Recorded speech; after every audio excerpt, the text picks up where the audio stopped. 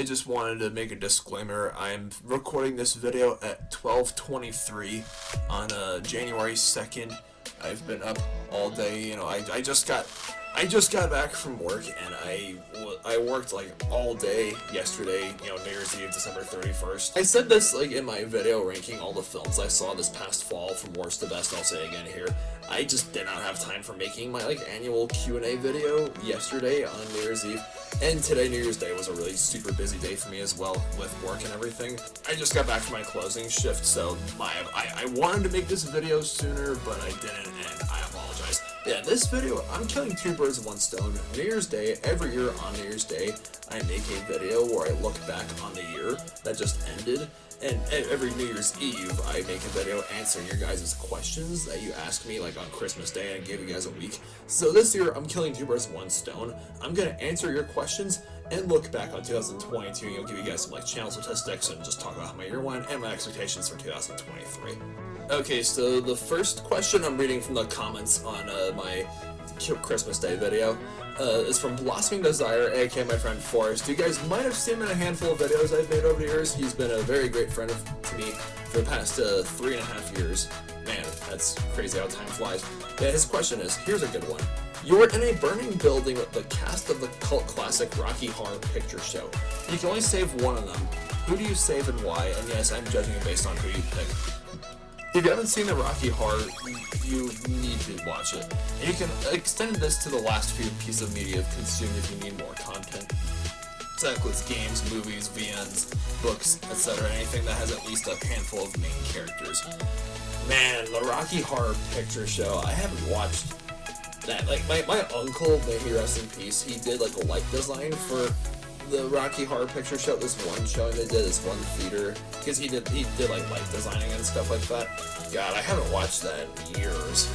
And I would probably say I would rescue Columbia from the burning building for some reason that the one scene I do remember from that film / show, because I know it's been adapted into musicals plenty of times. I would save Columbia because whenever I would help at Spooktacular at the zoo I'm currently interning at, so back in October we did family events, with the kids and playing games, and we would dress up in costumes. The song Time Warp would play over and over again, and Columbia's squeaky high-pitched voice would kick in the middle of the song. I can't even remember it because the lyrics are difficult to remember, but I would save her because of that scene in particular. Okay, next question is from Dawson Smith. Which movie genre do you think has the most impactful movies? And bonus question, what's something valuable you learned this past year? Happy holidays and New Year, mate. Okay, so movie genre I think has had the most impactful movies. I'm going with action movies because action is a very broad genre. It can encompass many different other genres. There's just action movies, but it can be sci-fi action movies, fantasy action movies, action comedies. You have movies sci-fi action films like Star Wars, and fantasy action films like Lord of the Rings, and action comedies like Deadpool, and superhero action movies. There's just so many different types of movies that can fall under the action genre, and it does raise a question: does genre for film or television or books or what have you even exist in the first place, because genres can be interwoven with each other? So I'm saying action is, if you think about all the greatest films of all time, they all have some kind of, or most of them at least, do have action scenes of some type. So I'm saying action movies is the most impactful genre to film. And as for your bonus question, Dawson, what's something valuable I've learned this past year? Oof, is it difficult just to choose one? I guess something valuable would be something that I've always known for a very long time. I've always had this attitude about life, about just expect the unexpected. And I still kind of wear that on my sleeve. The most valuable thing would be obviously I'm on my second zoo internship since I graduated from CSU, and there's so much I've learned about this field that I've been wanting to go for my entire life. Because I've always wanted to work with animals. I've always known ever since I was a preschooler. So I would say, I think just really embracing the idea of just, expecting things that you wouldn't expect. I know it sounds oxymoronic, but a year ago, I had no idea I would ever like end up in Nebraska of all places. Life's a box of chocolates. You don't know what you're gonna get. Next question is from my very old friend Danny Duffner. You guys might have seen him in quite a few videos I've made, especially like for my older videos, like from high school and whatnot. His question was, what do you think about the Super Mario Bros. Movie with the ensemble voice cast of Chris Pratt as Mario, Anya Taylor-Joy as Peach, Charlie Day as Luigi, Jack Black as Bowser, Seth Rogen as Donkey Kong, and Keegan-Michael Key as Toad? Well, I am very excited for Super Mario Bros. Movie that's coming out in April, I believe. Yeah, I mean, I know people kind of don't like Chris Pratt voicing Mario because he still sounds like Chris Pratt and not like Mario from the games. Which, you know, I think is kind of understandable why people are not really on board with, but other than that, like, I'm very excited for that film, and the voice casting is genius. Like Seth Rogen as Donkey Kong especially, that's gonna be hilarious. And Keegan-Michael Key as Toad, again, genius casting. In the trailer, it's like, he sounds just like Toad in the games, so I'm counting days for that film to be released. And the animation looks gorgeous, and so does the sound, and so does the soundtrack. Anya Taylor-Joy, like, she's one of my favorite actresses now. Like, she was amazing as Olga in The Northman last year, and now here she is, like going from that super brutal R-rated film to voicing Princess Peach, you know, in a kid-friendly, like, you know, PG animated film. It's just, genius. The next question is from Devin Slack. What's your favorite large cat? A keyword, he said large cat, not necessarily big cat, because there's certain characteristics that a feline species needs to be considered a big cat. So in terms of like large cats, because pumas are like roughly the same size as, you know, most of the big cats, even though they're more related to like little cats. So I would say favorite like large cat would, again, this is me being held at gunpoint because these are animals I've wanted to work with my entire life. I'd say the tiger is my favorite large cat because the first animal I vividly remember seeing as a kid was a tiger at Downtown Aquarium in Denver. At the time it was called Ocean Journey. They renamed it to the Downtown Aquarium. And in that, my preschool niece saw a tiger for the first time, and I was so enamored with its beauty and its strength and its size. And I was like, oh, it's a big cat that's orange, and it has stripes, and it roars. I saw it jump in the water and go for a swim, and I was like, and it swims! And I was just like, yes. And also, I was born near a tiger in 1998, so I would say the tiger is my favorite large cat. And I got two questions from my very good friend Casey Walkman. You might have seen Casey in a handful of my videos too. He said, what is the most dangerous animal you have worked with so far, and have you ever had any close calls? And his second question is Avatar 1 or Avatar 2, and why? So, what is the most dangerous animal you have worked with so far, and have you ever... most dangerous animal I've worked with, or is one of the species I work with now. I haven't like trained the chimps at the current zoo I've interned at, but I prepared diets for them. I've cleaned their exhibits, and I've, you know, helped out in like roof feedings. I made a video of like us feeding the chimps in the roof. Yeah, chimps are the hands down most dangerous animal at any zoo, really, like great apes in general, because they're our closest relatives, and they're also like, not only are they our closest relatives, they're also the most dangerous animal we could have, because chimps they got their thumbs. I really don't think the premise of Planet of the Apes is a lot far-fetched, just saying. Have I ever had any close calls, like ever being injured by an animal at either of the zoos I've interned at within the past year? Not really. Like, I've seen animals get like tense and agitated, like, you know, more dangerous animals. Like, I've seen zebras like sort of do and like bison do like bluff charges, but like that's just, you know, them letting us know like, hey, this is our space and I don't want you to like disturb me. And that's it. But no, I've never been injured on the job, but I really hope to keep it that way. As for Avatar 1 or 2, I'm gonna say the first Avatar. I know people have said online that they think that Way of Water is a lot better than the first film, and again, if you're one of those people, I respect your opinion on that, but personally, Avatar 1 is in my top 5 favorite movies of all time. I've placed way too much nostalgia armor onto like Avatar 1 back in 2009 for in any good conscience put any of the sequels higher above it, because that's just me being like, you know, I remember just 2014 after my sister graduated from high school, like she said like, hey, let's make a video of us like ranking our top 5 favorite movies of all time. So it's like, okay, I was really torn on that list, and I was just like, I guess Avatar is up spot in my top 5, so yeah, I kind of just stuck. So yeah, Avatar 1 for sure, but Avatar 2, yes, was a fantastic film, Way of Water. I'm so happy to hear that it finally hit the $1 billion box office mark, because it deserves it, it truly does. I'm very excited for the third and fourth films in this franchise. And the last question is from my other very old friend, Shane Bracken, who you guys have probably seen in a handful of videos I made throughout high school and the first half of my college career. He said, what do you think of the upcoming Willy Wonka prequel?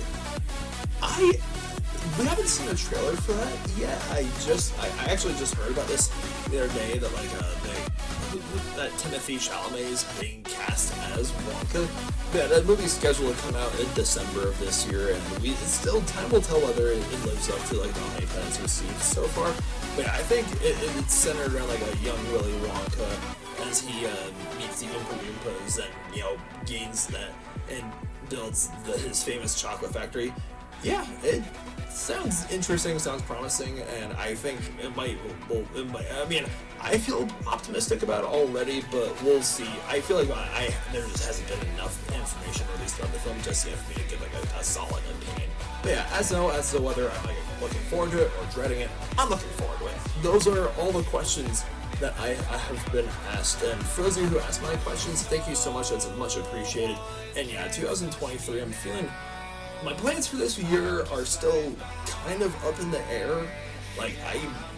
I'm still not entirely sure if I'm gonna stay here in Nebraska past the end of this month or not. But it could go either way. Maybe I'll stay in Nebraska. Maybe I'll go back to Colorado and see kind of where the road takes me from there, because my internship ends here in a few weeks.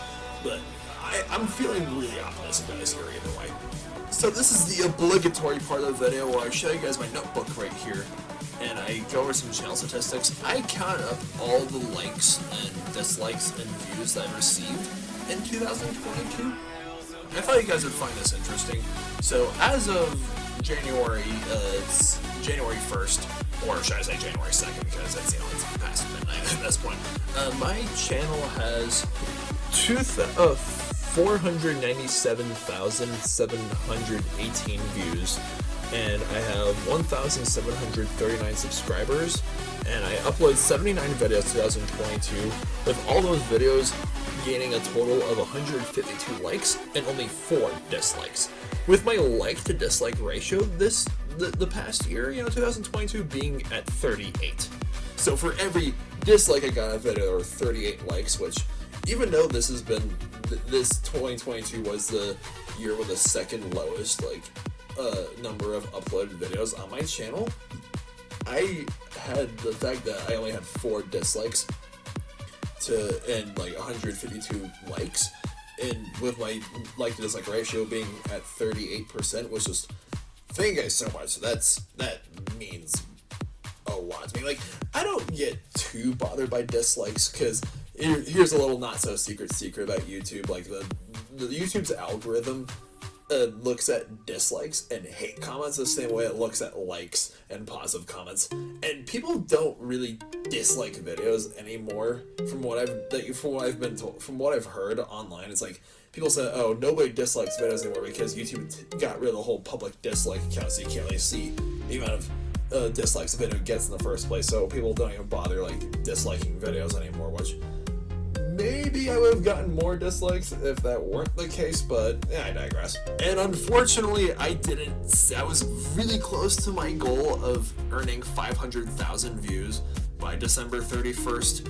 Because, every year, ever since 2018, my channel hit 100,000 views. I was determined, to gain at least 100,000 views on an annual basis. The year after that, I made it to 200,000 views, and 2020 I made it to 300,000 views, and then 2021 I got to 400,000 views. We're not quite there for 500,000 views, unfortunately, which, I'm not saying that throw myself a pity party or be oh, woe is me, I didn't get enough views this year, because in all honesty, I have no one to blame for that but myself, because the videos that used to get me the most amount of views were my like videos, where I take people dying in movies or a certain TV show or what have you, and throw SpongeBob's my leg sound effect over it. yeah, my most viewed and most liked video I made in 2022 was of Wilkins and Watkins commercials with SpongeBob as my like sound effect over it. That got 62 likes, so the bulk of my my likes I earned in 2022 were from that video. But unfortunately, I stopped making those my like videos, not because I wanted to stop making my like videos, but because one of my like videos I made back in 2021 got my channel a copyright strike. My channel was copyright striked on the same day I found out that I got my zoo internship at the Cheyenne Mountain Zoo this past fall. Like, that day was just a huge, oh my gosh, that day was crazy. Like, I got accepted by the zoo, and my channel got copyright striked, and my video was blocked, so every rose has its thorn, right? So, I will say this, I stopped making my like videos because I do deal with a lot of copyrighted content in those videos, and when I post a video like that, it is kind of a risk that I'm taking as to whether my video will get blocked or not. Like, most of my like videos are either only blocked in like certain countries, or the people who own the rights to the music I used or the footage I placed they won't block me, but they'll just like throw ads over it. That I have no issue with because, you know, I can't monetize those videos, and that's fine because I don't even get monetized in the first place. But when it's blocked, like, I will say this, when your channel earns a copyright strike, if it gets 3 strikes, like the 3 strikes are out, your channel is subject to termination. And I'm not gonna lie, the idea of my YouTube channel being terminated scares the absolute crap out of me, and I just don't want to take that risk, and that's why I stopped doing my like videos. Even though they were making me tons of views, and you guys really liked making them, and I had a lot of fun making those videos, I can't really make them anymore, unless, like, if I ever am gonna make my like videos again, I need to be like 100% sure that it's like my video won't get blocked. And yeah, my upload schedule has been like it hasn't been as consistent as I'd liked it to. There were stretches. This is why I didn't wait for New Year's Eve to upload my video ranking all the films I saw between September and December this year from worst to best, because there were, at the end of every December between Christmas Day and New Year's Eve, in previous years of making YouTube videos, I didn't upload a single video. I uploaded my video asking you guys ask me questions for my New Year's Eve Q&A, and not upload any videos and just like have you guys have a week to ask me whatever questions, and then just answer those videos on New Year's Eve. This year I chose not to do that. I decided to upload a video between, that Christmas Day video and this video I'm filming right now, because there were already like a handful of stretches this year of times where I didn't upload a single video for like a solid 2 or 3 weeks. And yeah, it's just, this is the thing. My apologies if you've heard me say this in previous videos, because I know I'm gonna sound like a broken record when I say this, but YouTube to me is not a job, it is a hobby. I don't make nearly enough views to like monetize my videos. Like, I can't get paid, and I have a long ways to go before I make it to that goal. And in all honesty, well, for that reason, I'm an adult. Like, I'm done with college. I'm making my way in this world, like, this career, like, between my job and internships and looking for jobs, looking for internships, stuff that involves putting my degrees. I got bills. I got other things to take care of. When YouTube to me is like, it kind of takes a backseat, not because I don't want to make videos, it's just priorities. I'm an intern, and I'm juggling this internship with a part-time job and other things. Like, I started DoorDashing back in November, and I got a part-time job shortly after that, so I can, support myself and pay my bills and all that stuff. And, this internship, it's all just in the name of chasing the dream. Like, I did apply for a paid position at the last zoo I entered at, and I got an interview for that, but unfortunately, they didn't hire me and went through another candidate, and that's fine. So with all that being said, I just knowing that, hey, I have bigger things to worry about right now. If it means sacrificing time I can spend on making videos, that's a sacrifice I'm willing to make. I would rather have all my stuff straightened out and then make my videos later, if that makes sense. But yeah, YouTube is not something I plan on giving up. I'm still gonna try to make, I'm determined to upload at least a video or 2 on a weekly basis this entire year. I'm not gonna have those 2 to 3 week stretches of not uploading any videos at all anymore. I promise you guys that right now. I'm not entirely sure if 2022 or 2021, which of those 2 years earns holds like the spot as my personal favorite years. But I will say this, 2022, like, honestly, as of now, I'm saying it's a dead tie as like, excuse me, my two favorite years of being alive on this earth. Because of like the fact that they weren't roller coasters. 2020, for example, was a huge roller coaster year. There was a lot of highs and a lot of lows. Like there were a lot of really great moments when the pandemic hit, but despite the pandemic, there were still some great moments and some not so great moments. While 2021 was just a slow but steady progression of good vibes. Starting from January 21 to me graduating from CSU that December, and 2022 has kind of been something similar to that. Like I can't look at any of the times I had this year, any of the months or the weeks, and say, oh, I was just straight up not having a good time that 1 week or that 1 month I had this year. Yeah, there were some difficult moments, like me moving at the end of the summer and just moving different places and trying to find internships. Like I've been very busy and I've been stressed, but I never had like any moments this year where I was just like stuck in a massive rut or anything like previous years have been. Like 2022 was my first full year of not being a student, being done with the student lifestyle, and just trying to like put my degree to use and see like where the job market takes me from here. And it's been a very refreshing feeling just being done with school. Like I don't miss being a student. I'm gonna say guys now, I don't miss classes, I don't miss projects or homework or exams or having to study for like making research papers. Like I'm very happy that I'm in a place in time now where I can come home from work or my internships or whatever I have going on every day and have the rest of the evening and just do whatever I want and not have to worry about like class stuff. I feel like this year had a lot more surprises than 2021 because when I graduated from CSU December of 21, like when I graduated that December and I celebrated Christmas with my family and I celebrated New Year's, and I was basically, because I worked at a dog daycare at the time, and when I was at school it was only a part-time job, and after I graduated I was working there basically full-time. January of last year, like I knew my plan like this, for 2022 was to, live out the rest of my lease in Fort Collins. Like I knew I'd be leaving Fort Collins at the end of July at the very latest, but a year ago, if I could see into the future and like see myself, going to an internship, like, going for a zoo internship at the Cheyenne Mountain Zoo, and then moving to Nebraska for another zoo internship right after that, only to start door dashing, past me would have been completely flabbergasted. Like, I had no idea. Like, heck, I got my acceptance for the zoo internship at the Cheyenne Mountain Zoo back in April, like I said, and it wasn't until August when I applied for this current internship that I have now that I ever, and that 4 month time frame I had between getting accepted for the Cheyenne Mountain Zoo until the end of July, I had the idea of ever moving to Nebraska of all places never ever crossed my mind.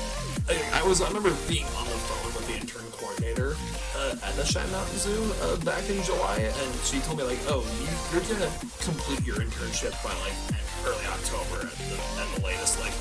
Oh wow, that's right for my birthday and my YouTube channel's anniversary, which is really crazy. So because at the time I kind of assumed that my internship in Colorado Springs was only gonna be for 12 weeks. My current internship is. Well, as soon as I found out that it was only gonna be more like 6 to 7 weeks, that was when I knew, okay, that's gonna end around my birthday, so I should really try to find something else to do after that. I was looking on the AZA website, and the Riverside Discovery Center, the zoo I'm currently interning at, got back to me the fastest. And I feel like 2022 has also been the year has had many bittersweet moments compared to previous years, because Fort Collins was my home for 5 years, during my college experience, and that last 7 months that I had before moving was just it was difficult saying goodbye to it. I was sad that last week in July when I was moving and when I quit my job at Dog Help, I was saying goodbye to all my friends that I made. I was sad, but I don't miss being there, because I stayed in Fort Collins. I would be wasting my potential, because career-wise, the stuff I studied at CSU, English and zoology, the things I want to do, like zookeeping, aquariums, museums or like fantasy writing or fiction writing or sci-fi and stuff like that. I'm gonna tell you guys now about Fort Collins. There's not much of that. There's not much of that in Fort Collins, and you don't want to live in your college town forever. And I feel like, part of loving something is knowing to let it go, and it's time to just get out there and venture off into the world and go somewhere else and find more job opportunities and career opportunities and meet some new people and try some new things and go to new places. And this year has had plenty of that, and I felt the same way when I left Colorado Springs back in October. Man, October this year was extra hectic with ending my internship at the Cheyenne Mountain Zoo, only to move to Nebraska right after that, like right before Halloween. It was a very crazy ride. Literally, because I've been driving a lot more this year than I have in previous years. And I've had so many wonderful experiences everywhere I've lived in the past year, and I hopefully I will break out of this life soon of moving every 2 to 3 months, for more internships. I'm really fingers crossed I can actually, get a job so I move past the internship phase. And when that happens, I'll definitely keep you guys posted on that. But this coming year, I'm sure that 2023 is going to be full of even more surprises and more awesome experiences and unexpected experiences too. Man, 2023, I'm turning. Not only does my YouTube channel turn 10 years old this October, the anniversary of my very first YouTube video, Scary Insect, it turns 10 years old on October 7th. Not only that, but my 25th birthday is 2 days before that. I'm going to be a quarter of a century old. That to me is just crazy. I'm gonna end the video by saying this. I told my family this year, both my birthday and Christmas, please don't go overboard for my presents this year, because 2022, this entire year, has been such a gift in and of itself. And I'm sure the gifts are still gonna keep coming as 2023 unfolds. And again, I'm still kind of unsure of what my plans are gonna look like this year, but whatever's gonna happen, I'm so ready for it. I'm so ready for more surprises and more highs and more new places, people, and things to do. It's just, I'm just really happy that 2023 is upon us. And yeah, 2022, again, that and 21 were my 2 favorite years of being alive on this earth. And 2023, fingers crossed, it's gonna be even better. And yeah, thank you guys so much for watching this video. If you enjoyed it, please give it a thumbs up, like button, and subscribe to my channel, please, and follow me on Instagram, links in the description. And can't we make it to 600,000 views by the end of this year? We'll have to see. Alright, you guys rule. Stay beastly.